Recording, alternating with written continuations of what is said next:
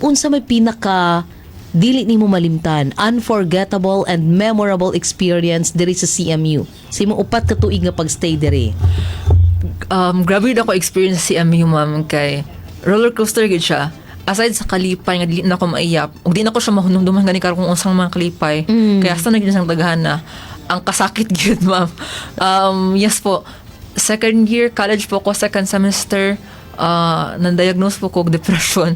Oh. Yes po. I was diagnosed with MDD, major depressive disorder, and panic attack sa Davao. Na-stress gid ko. Ngano sa Davao? Free Dito ka po siya. pa-check. Yes po, sa SPMC. SPMC. Yes po. Ngano unsa imong is it okay to talk about it or Pwede ra po, pero ako lang siya. sige lang? Yes Oo. po.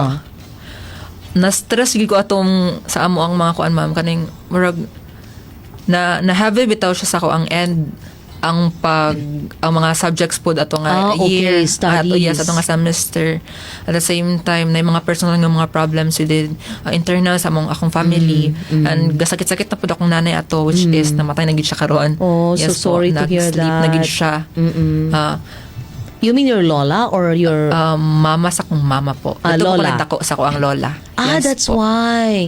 So very close to you. Yes po. Dato yun ko nagdako sa iya. So, Yes. murag nagpatong-patong po siya ang kabugatan. Wala ko kasabot yun ato, ma'am. So, nagpa-help yun ko. Nagpasik og professional help kay niabot na gid siya sa point na di na gid siya kaya nga i-comfort na ako ang self. Yeah, pero it's good ha. Kay nakabalo ka nga, I need to consult a professional Yes. kuan gyud para nga matanaw kung okay pa ba ko or unsa na ni akong gibati. Kinsay naka-help nimo nga kada bitaw moingon ka nga, uy, dapat mo adto ka or ikaw gid mismo lang ang naka-realize Sa former chairperson po siya sa COASCO, sa agriculture. Akong mami-mami po sa CME, si Kyle. Yes. Hi, Kyle. Yes po.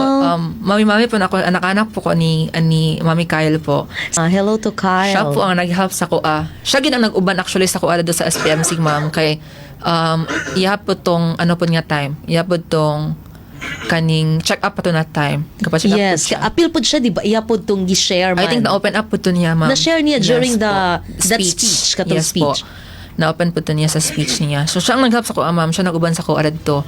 And so, I'm so glad yun, ma'am, nga nag-uban siya sa ko ato na time.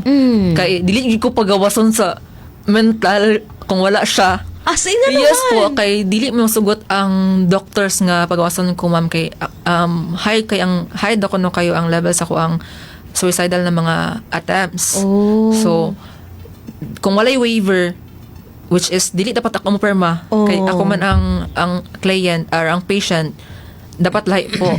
So, may gani kinaa si Kyle ato na time, siya po nag-sign in behalf sa ko ang guardian. Yes po.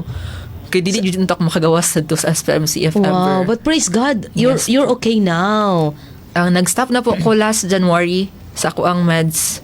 Dili na po siya consistent nga mag-meds ko. Kaya kaya na po siya. Wow. Hindi na po siya na naka-heavy. Yes po. Maybe grabe ka ka-competitive. Siguro taas ka yung standard nga imong giset sa imong self. Kana po siguro, ma'am, kay mediocre lang man na student pero dako og pangandoy. So, Yes. dako po siya nga tol sa ko ang mental health jud na pag gamay og score, gamay og grado.